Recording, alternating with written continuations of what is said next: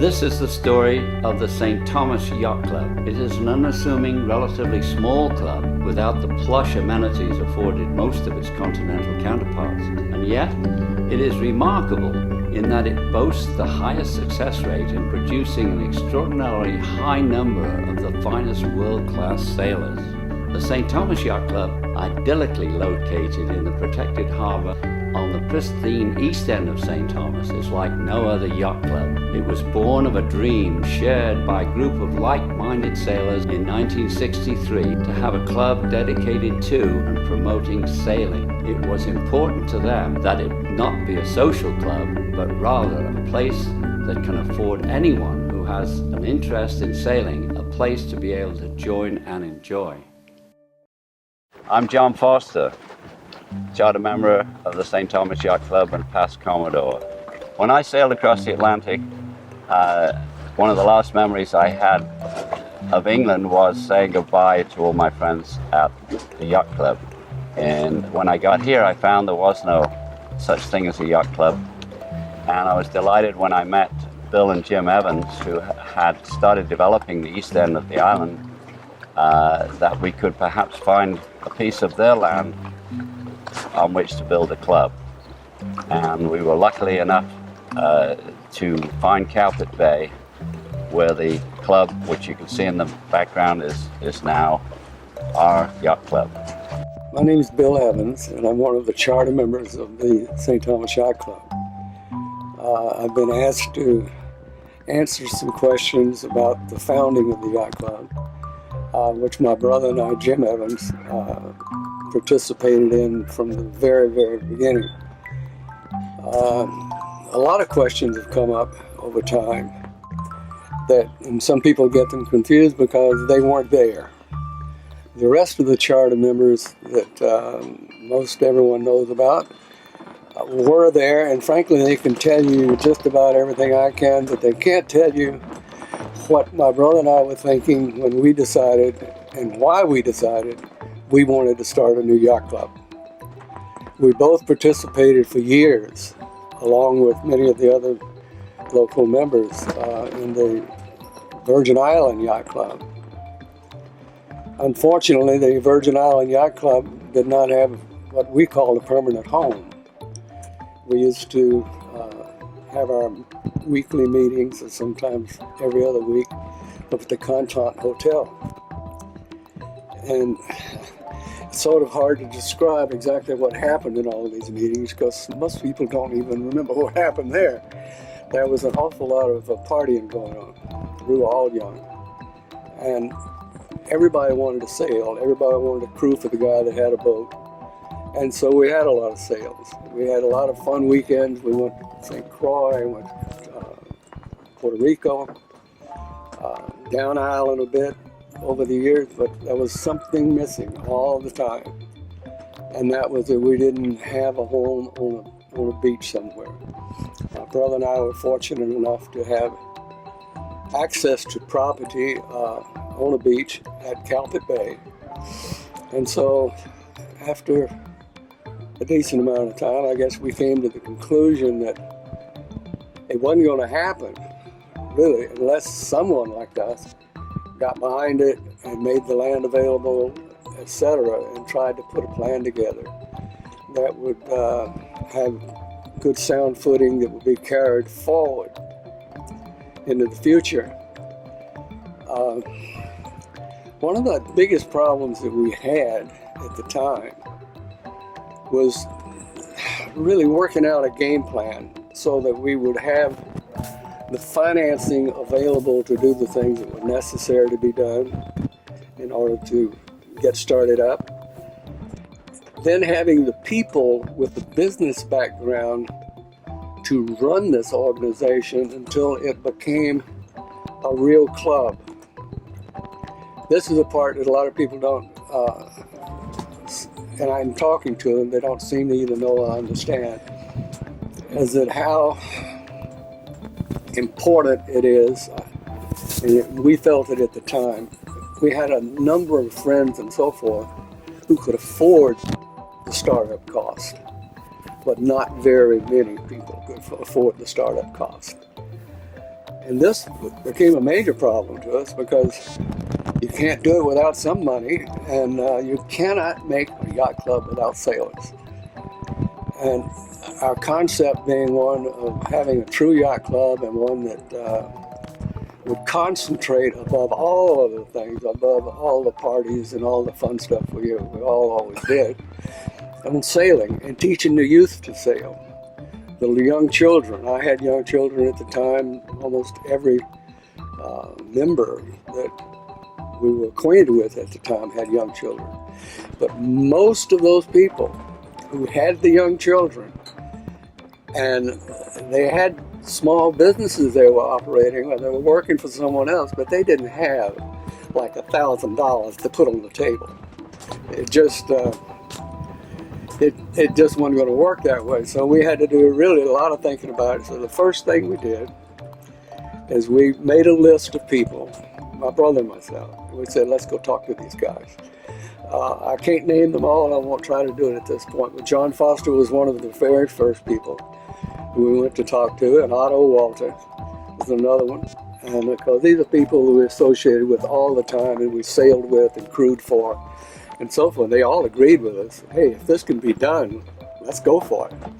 So then we started to get together as a group, and Teddy would be sometimes involved in that group, Otto, John Foster, and then we would agree on maybe 3 or 4 other people. And we figured at the beginning that we could make it start with 8 people. We were wrong. It took more than that. Took more money than that. And it actually helped to have the extra brain power too, because there were a lot of hurdles to come over.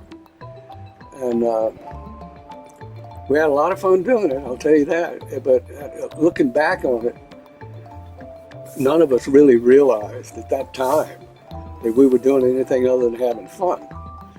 And it amuses me now to see how the things that we thought about back then, my brother and I in particular, because I can speak for both of us, about how we saw the yacht club in the future. I look down there right now and I read the reports and I do everything else, and honest to goodness, it makes me so happy, I can't tell you. It is what everybody dreamed about back then. Now, since that point, there have been untold number of people who have taken a role and made it what it is. I didn't make it what it is. My brother didn't make it what it is.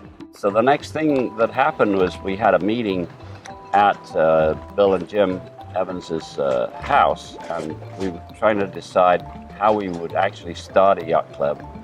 We were lucky enough to have a very good man called Otto Walter, who'd also sailed across the Atlantic, although he'd done it single-handed. And he had an idea of how to put the club together, and we immediately elected him the first Commodore. I'm Ted Walter. My father was Otto Walter, who was the first Commodore of the Yacht Club. At the time, there were 15 people who actually became involved in starting the St. Thomas Yacht Club, and my father was elected to be the first Commodore of the Yacht Club. Probably because he was a great sailor and seaman, and back in the 30s and 40s, he was well known throughout the world in sailing circles and boating circles.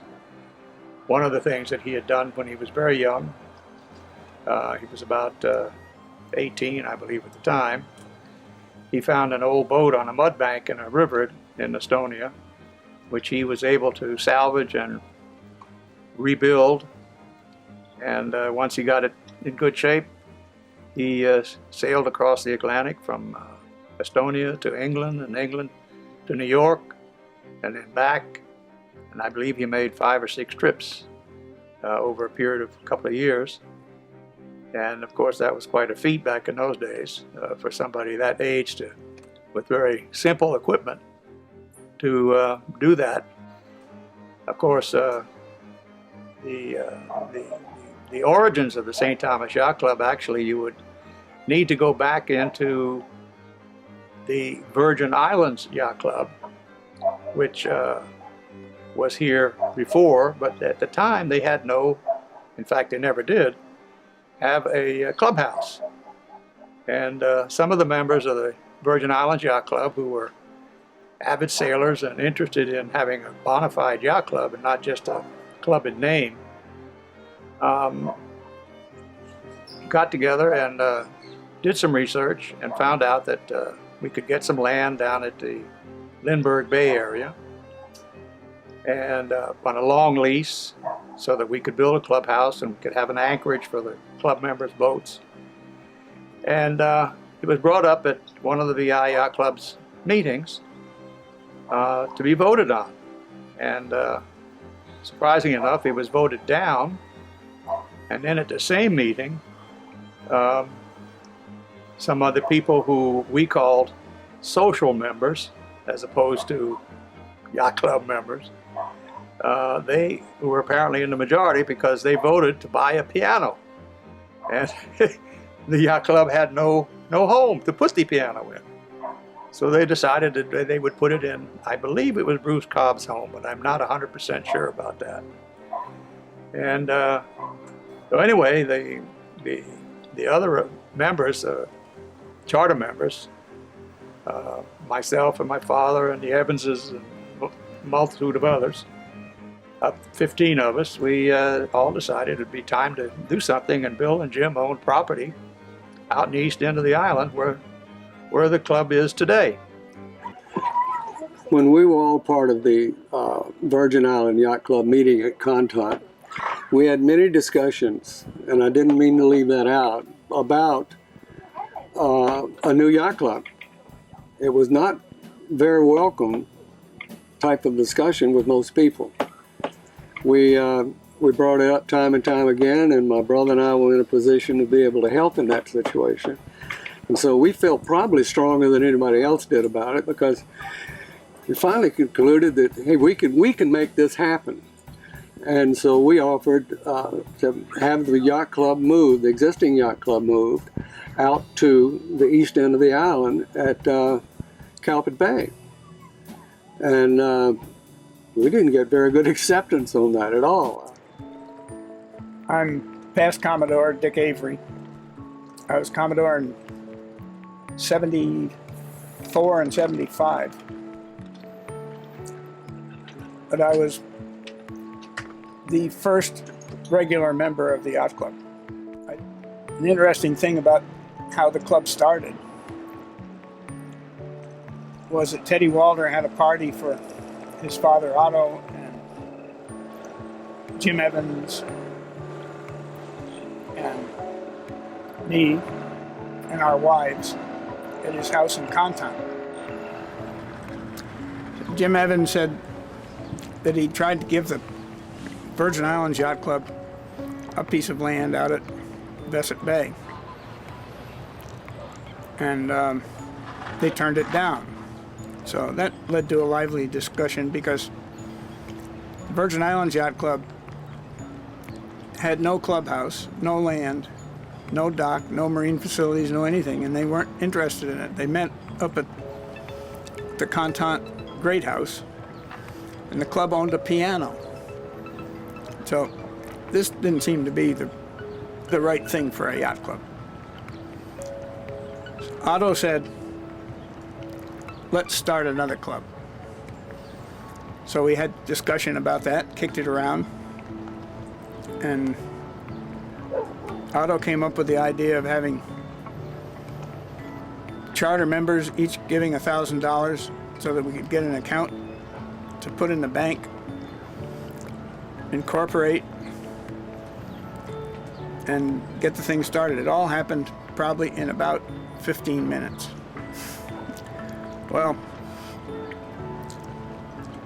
I didn't have any money, so I couldn't be a charter member, but they said I could be member number 1, because 3 of the charter members were already right there. Otto and Ted and Jim.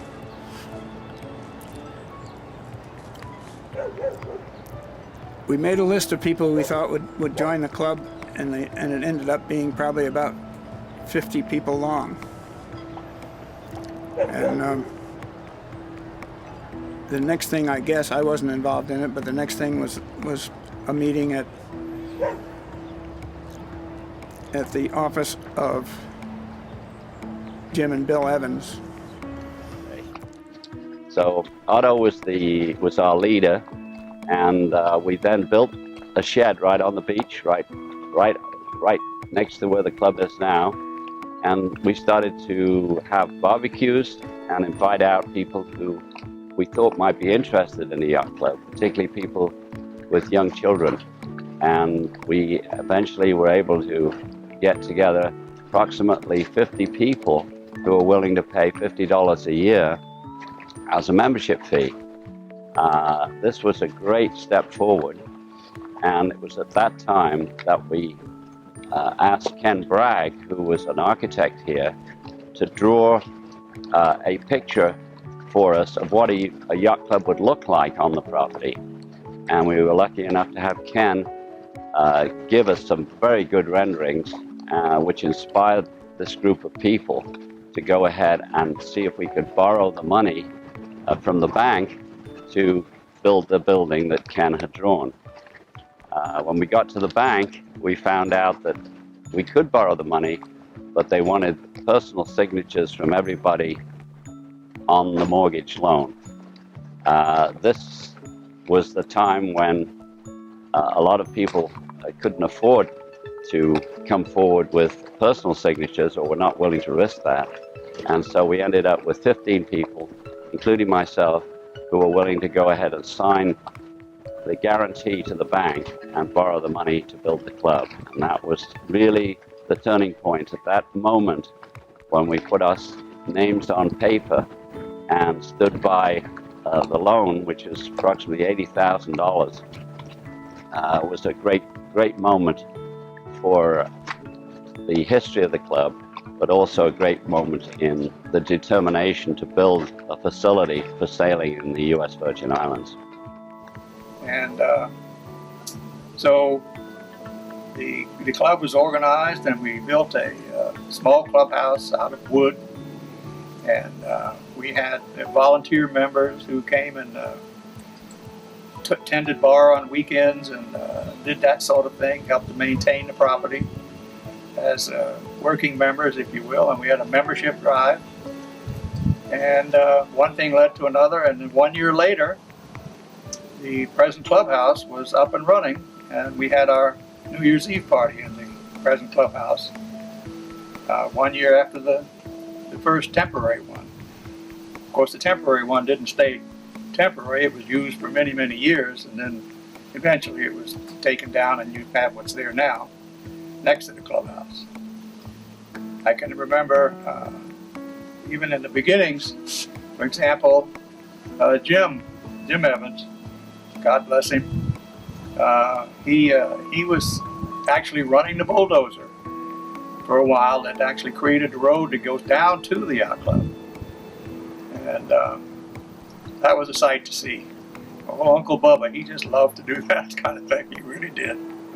I really miss him. Jim Evans loved running the bulldozer. And his idea of happiness was sitting on a D8 all day. So he ran the dozer down so that we could get cars to the beach. And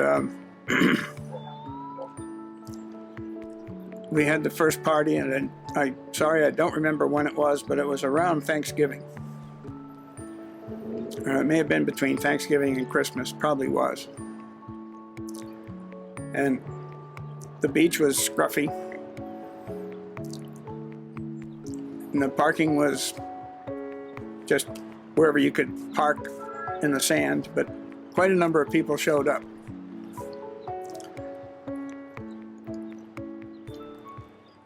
Right then that following week, we started building the temporary clubhouse in back of the kids' swinging tree. And we built that, had a bar in it, and had the New Year's Eve party. for about a year after that, we had great parties in that clubhouse, and the members volunteered to be bartending and so on. All we had were big ice chests. But the parties themselves were really great. Most of the members were kind of young. And if there weren't 2 fights, it wasn't really a good party. And I don't remember ever having a party there that when there wasn't at least 1 fight of some sort.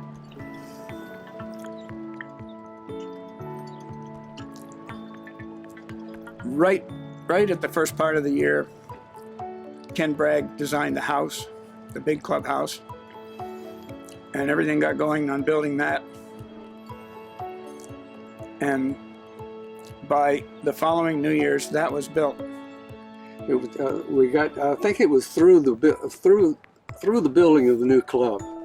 I was still chairman of the house committee until the new club was built, and we actually moved into it. My brother at that point was in charge of the construction and seeing to it that the building, along with Ken Bragg, who was our architect and a great contributor to the yacht club, they worked very closely together and getting that final job done. And at the same time we were doing that, I almost forgot this, we were dredging the bay out there.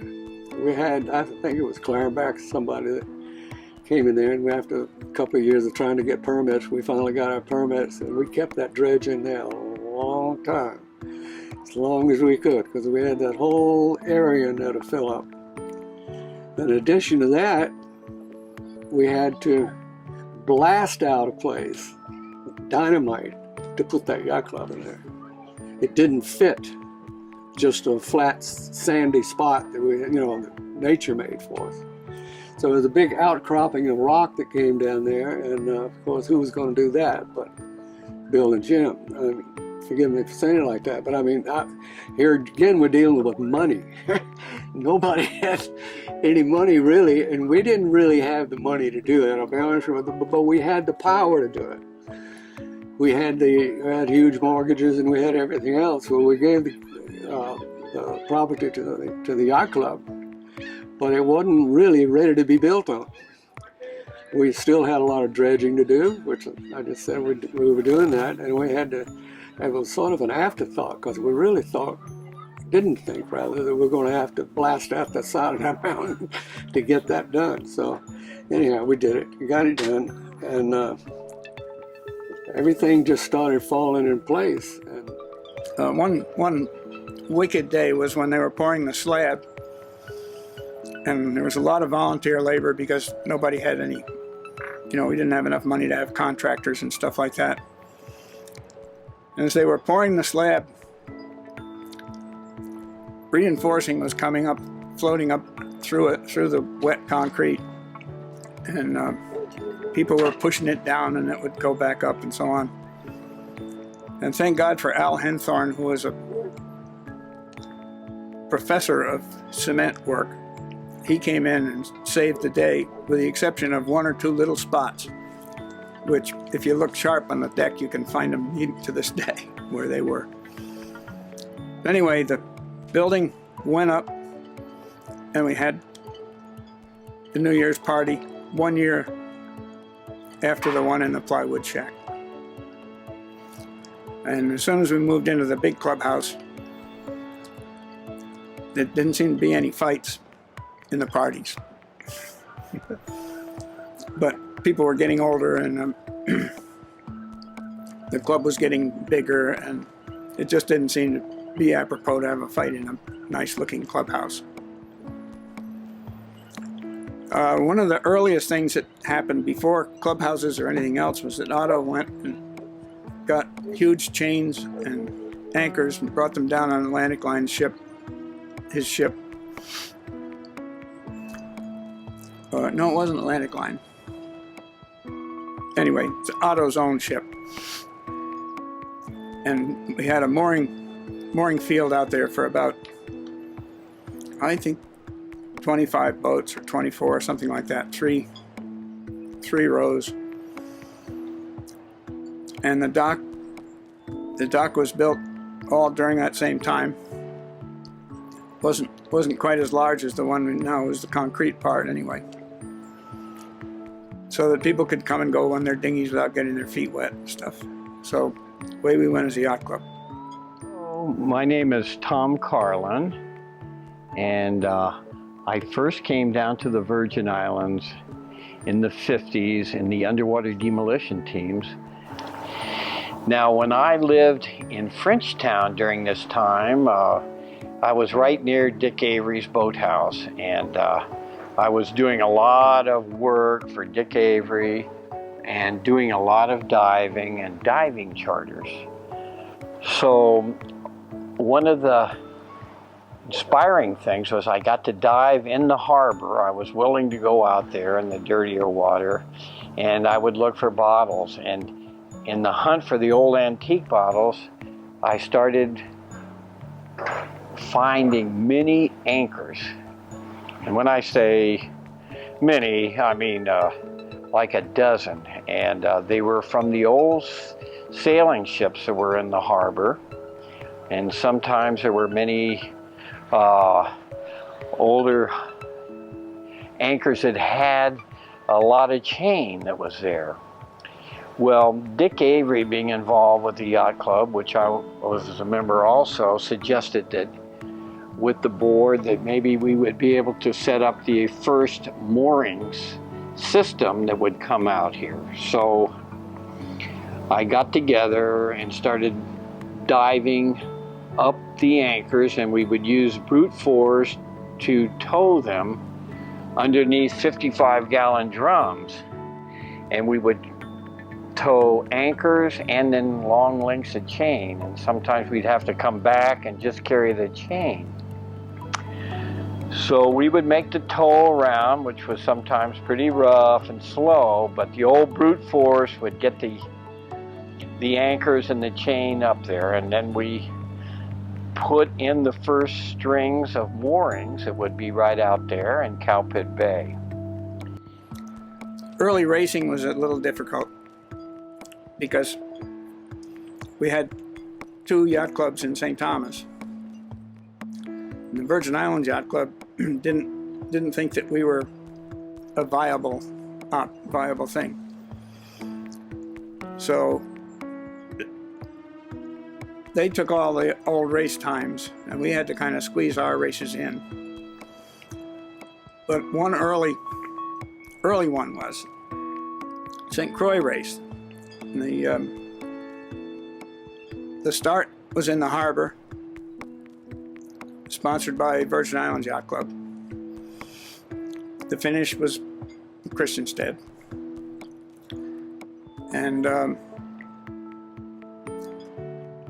the party was at St. Croix Yacht Club clubhouse. And we wanted the finish of the race back to be in Cowpit Bay at our clubhouse. Well, VI Yacht Club said, no, can't do that. We said, all right, we're going to do it anyway. So we asked the St. Croix Yacht Club if we could have a skipper's meeting, and they said, no, because of tradition. So we said, all right. So we said, we'll have our skipper's meeting in the men's room. So we went into the men's room for the skipper's meeting, and there was one lady skipper, and that was Tinker Bell, who was a great, lusty, high-speed yacht racer. And Tinker came to the skipper's meeting, and a guy who didn't know that it was a skipper's meeting came in to use the urinal, and everybody started to laugh. We had the skipper's meeting anyway. The race was started in Christiansted, and most of the fleet sailed to Cowpit, crossed the finish line there, and then sailed down to the harbor and crossed the finish line in the harbor, and won anyway. Even won the VI Yacht Club's trophies as well as ours. So that was all pretty exciting, but things smoothed out after that. And not too long after that, the Virgin Islands Yacht Club folded because it didn't have a clubhouse and didn't have any facilities for people. And away we went. I'm Peter Holmberg, the youngest of the Holmberg clan. Some say the most handsome, but the youngest of the Holmberg clan. Here today with my mom, Louise, and my brother, John. So my mom, Louise, obviously her and Dad taught us to sail. And Mom went on and did a lot of sailing herself. So maybe, Mom, you want to tell them a little bit about what you've done? Well, we started out sailing an old sunfish that was owned by the man from the cable and wireless office. It was a wooden mast, everything wood, and we had fun with it. And when he left to go back to Nova Scotia, we bought it from him and brought it around here and did some sailing. And then it eventually joined the yacht club later in that year, I think. I don't remember which year that was. But we sailed the Sunfish and got quite a bit of interest in it, and quite a few people were going to join me in watching the first Sunfish Worlds. So I did that. I got on the committee boat and got to watch them all, and helped solve a protest with the man who turned out to be my next husband. We then went to the second Sunfish Worlds, which was held in Venezuela, and huge waves. 3 or 4 of us women went along with the men, and had an exciting ride. It was really rough, huge waves, taller than the mast of the Sunfish. And but I did pretty well. I hung on, had a few capsizes, but I got back up again, and I ended up beating the girl who was expected to win, who was half my age. So I felt pretty good about that. And What year was that Sunfish Worlds? the first one was here, was 1970. So Venezuela when you won. Venezuela was 71, yeah. That was the first Sunfish World Champions ever, was right here at St. Thomas Yacht Club, 1970. Yep. It was good fun. And as some of the people keep reminding me, I'm still the champion because they haven't held a women's race since then, so. But I want to go back a little bit and tell you how important it was to us in the very beginning, I mean really the beginning, that we have sailors and sailors who could teach sailing to their children, other children, and so forth. Well, I said, how are we going to do that? They don't have the money to join a yacht club. So we came up with a little scheme. I think I really played a part in this one. That we would take work in kind in place of the dues from certain members by invitation only, because we knew the role they could play, and it was so important to have these role players to make a successful yacht club.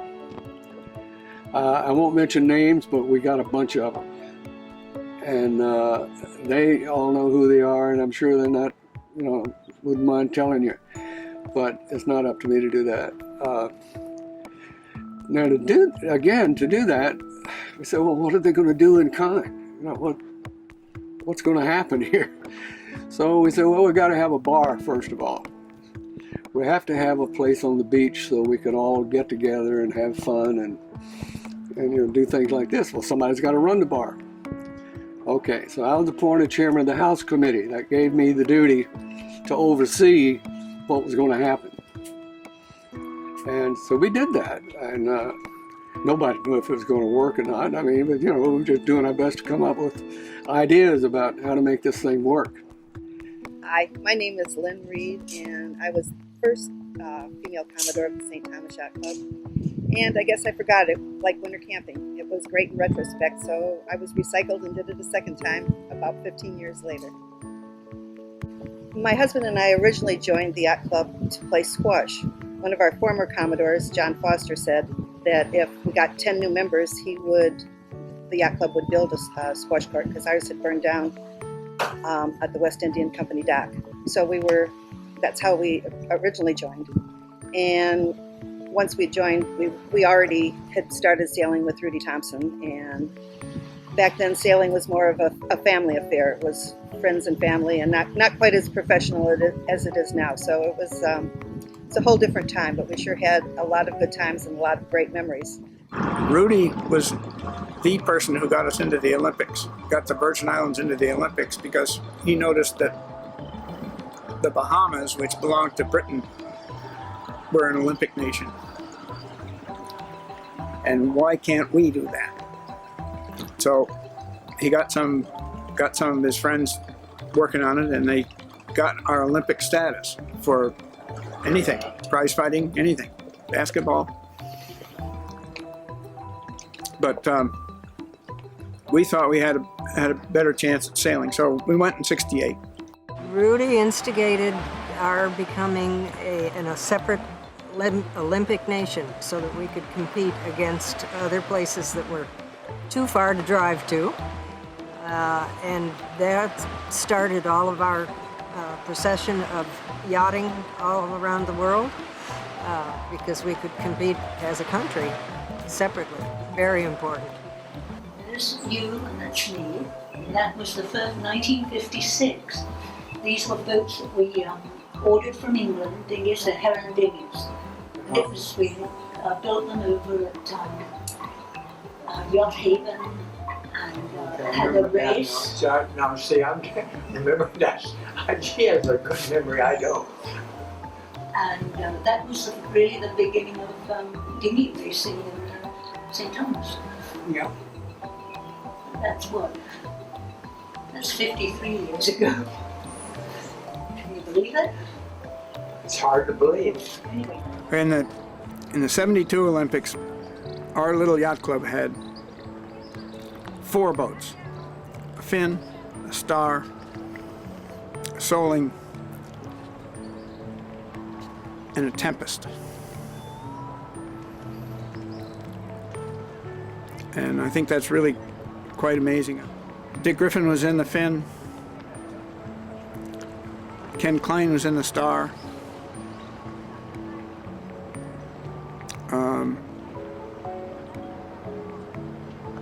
Holmberg's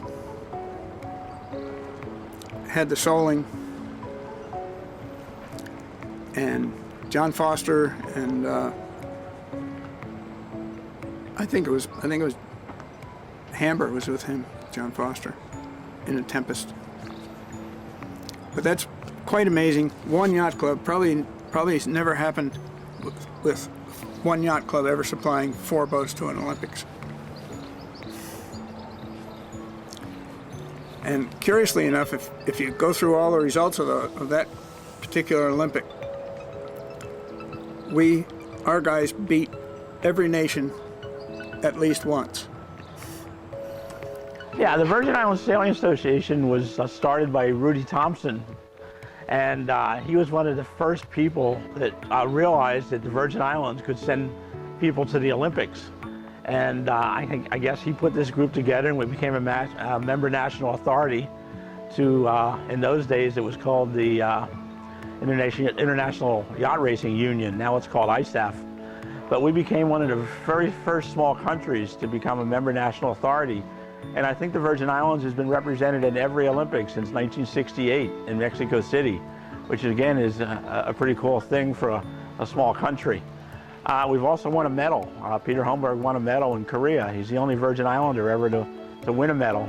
And he did that in Busan, and I think it was in 1988, to check that date. But that was very exciting for us in the Finn. And it really did put the Virgin Islands on the map, because that same year, a fellow from Curacao also won a medal. And all at once, there it was, 2 medals in the Caribbean, an area that they had never seen any sailing action from before at the international level. But Visa has done a fantastic job over the years of supporting athletes. We try and grade our athletes A, B, C, and D, and as they go up in the grading, we provide funding for them. And as I say, that's how our sailors can get to the international events, is through the help of Visa. And Visa really works closely with the St. Thomas Yacht Club because we've been so active over the years.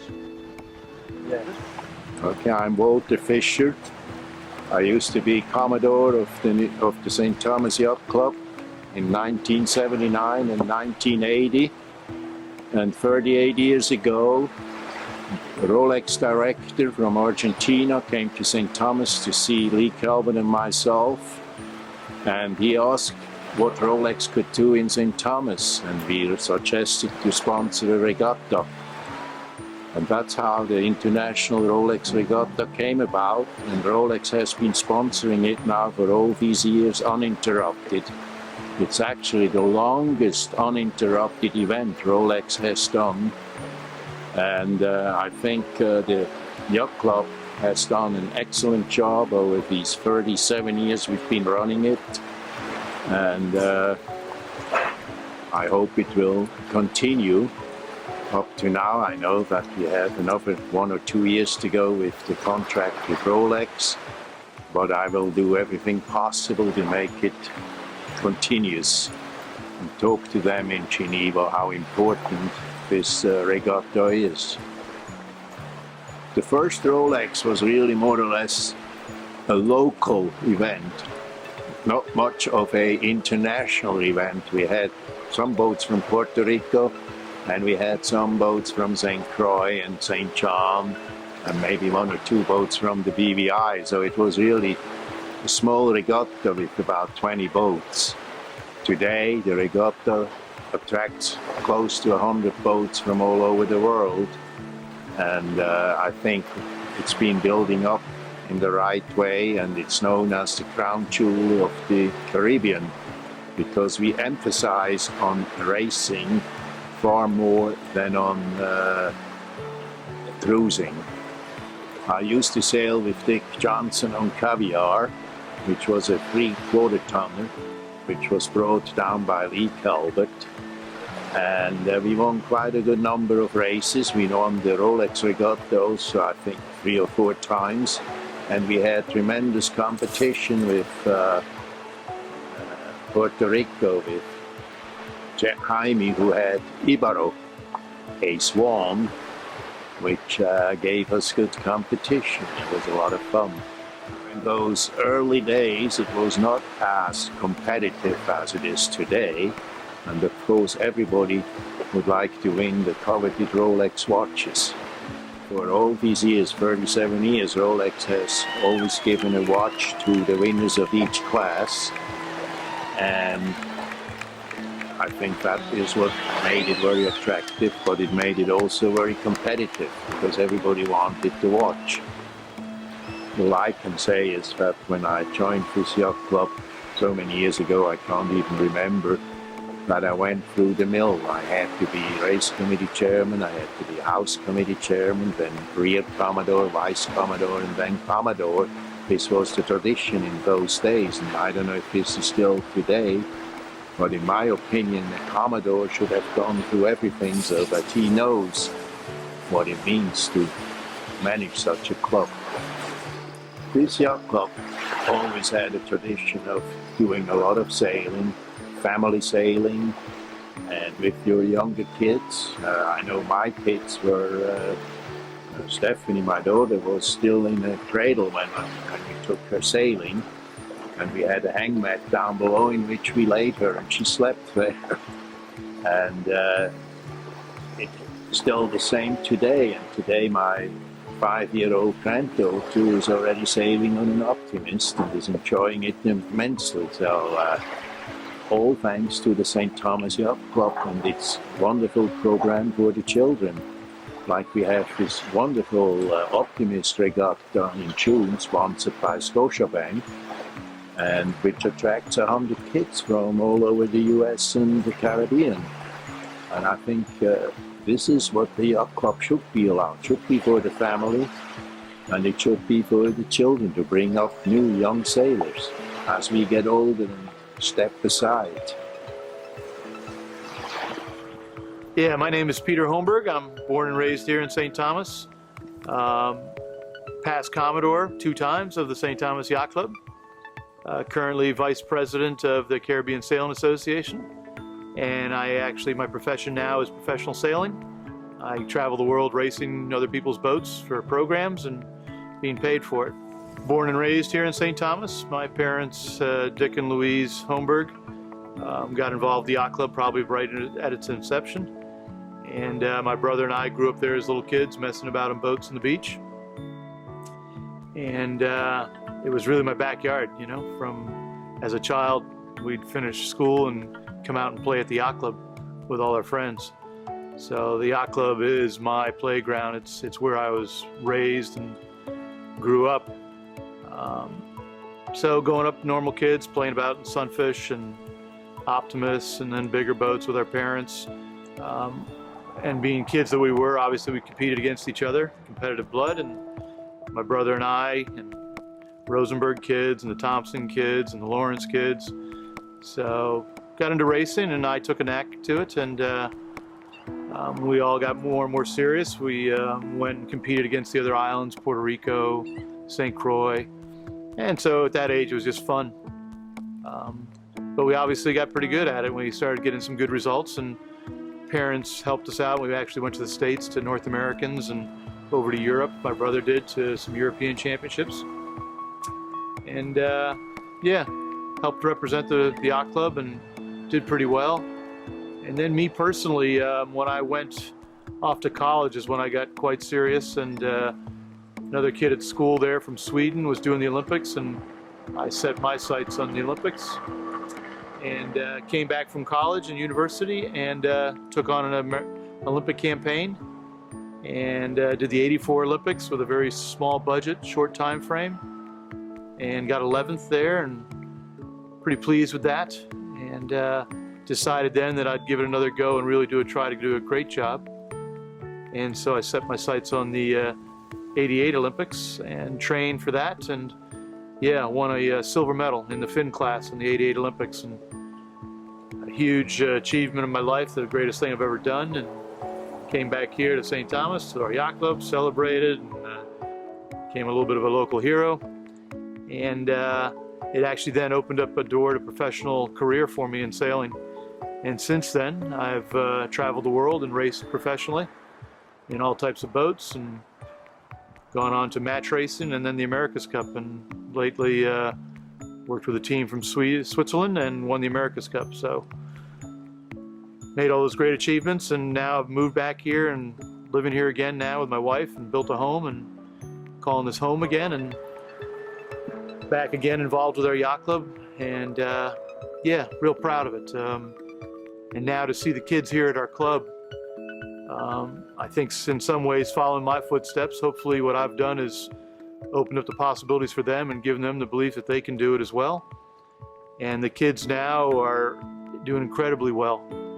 I think if we look at the achievements they're doing at this age, it's beyond what we did as kids at that same age. So I think we have a wonderful future here ahead of us at our club. And you know, it's interesting to look at and see, you know, why all this success, you know, not just myself, but now all the kids coming up, and they're all just making incredible achievements.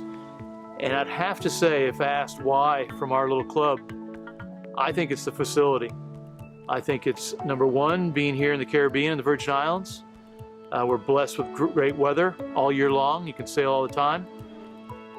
But there's also Caribbean islands that aren't having as much success as us. So why are we doing so good? And I would have to say this little St. Thomas Yacht Club, it's because of the facility. It's this unique little bay that we're in. We're protected with Christmas Cove right across the way.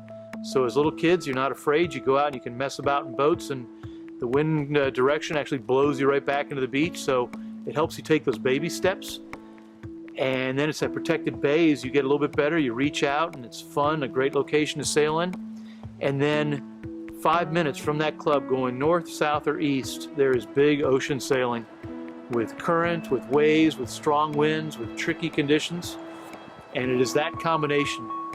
So I say I think it's our little unique facility and where we've built our club, and that it allows us to be this great playground for kids that entice them to go out and sail every free minute they have after school. that is breeding these great sailors. And so I think we owe a huge gratitude to our parents, my parents, the founders of the Yacht Club, the Bill Evans, the Dick Averys, the John Fosters, the Ray Mileses, that were all there when we were kids growing up, that got this facility for us and encouraged us to go about and sail.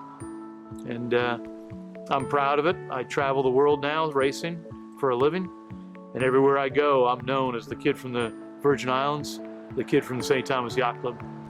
And it's probably my proudest feature of being from here and flying my flag everywhere I go. And so I think we're tremendously fortunate to have this yacht club, and I'll continue to support it and help it grow and go on.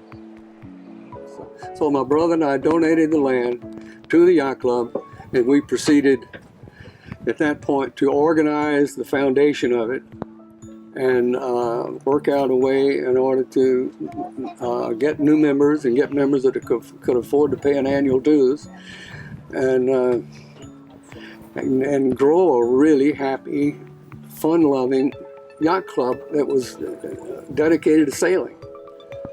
Now, it did take every bit of that to do it. Now, to be honest with you, I think I've said this before, but we didn't think anything about any of this, really. And so this is part of our having a wonderful time. As youngsters, we enjoy everything we do. We enjoy all the people we're dealing with and everything else. And we did realize that a lot of people were short-sighted at that point, and we never considered ourselves short-sighted. We've always tried to look to the future and what things could be. And I think we accomplished a good bit of that.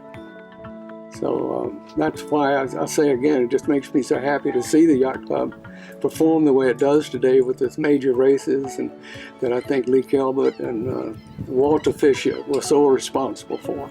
Well, that contribution, that role that they played, it's unbelievable what they did for the yacht club. And of course, the yacht club wouldn't have been there had we not started. But by the same token, there are so many role players like that go right on through. All you have to do is look at the list of your Commodores, Vice Commodores, so forth, and just remember the contribution they made. And young people today have to make the same contribution to the best they can.